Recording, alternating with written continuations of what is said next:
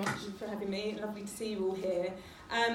So I work for a financial services company, so many of you may have heard of UBS, many of you may not. People often think I'm talking about the parcel firm, but it's UBS that I work for. So we are a global firm, we're in over 50 countries. We have been around for over 150 years, so if you think of us compared to Spotify, we're in a slightly different place. So I can't at the moment compete with what Spotify has done, but what I thought would be useful is if I talk to you about what we have been able to do when it comes to shared parental leave. So really looking at the UK, our UK staff. And actually there were some learning points that Catherine had spoken about from the research she had done, and I thought, oh my gosh, we knew that, and we changed it, but we didn't know it at the start. So as an example, when Shared Parental Leave first came out, I think April 2015, we thought, right, we really want to do something impactful, so we don't want to keep it as statutory pay. So we had a lot of discussions internally about, well, let's match it to our maternity. So similar to you guys, you know, we did the 6 month, up to 6 months full pay, and to match the maternity, we said we'll pay it within the first 6 months. So we thought this was amazing. What we realised is when we then carried out a review a year later and spoke to fathers who had taken shared parental leave, we spoke to fathers who hadn't, we found that we had actually restricted a lot of fathers in taking shared parental leave, because for them as a family unit, it made more sense to take the second 6 months out or a few weeks out in that, you know, other latter half of the year.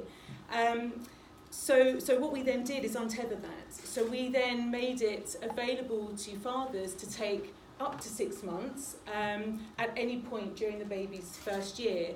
And I'm not sure how much you know about shared parental leave, but you can actually take it at the same time as the mother as well. As long as you've got this bank of weeks, you know, you use it how you see fit.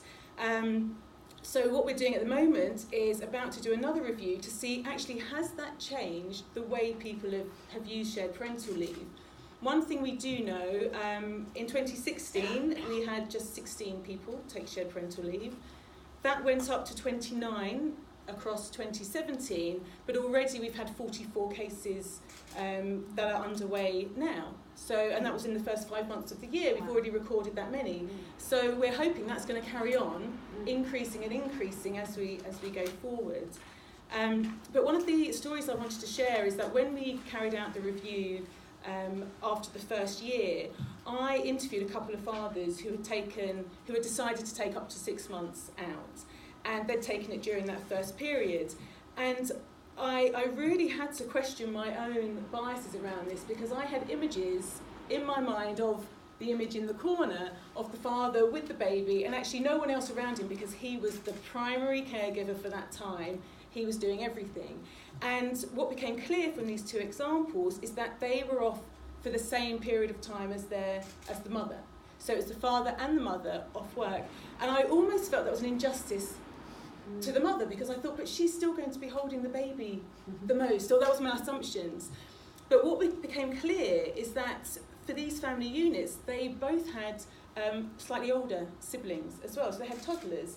And what came out of this was the bonding that those fathers then had with the toddler child.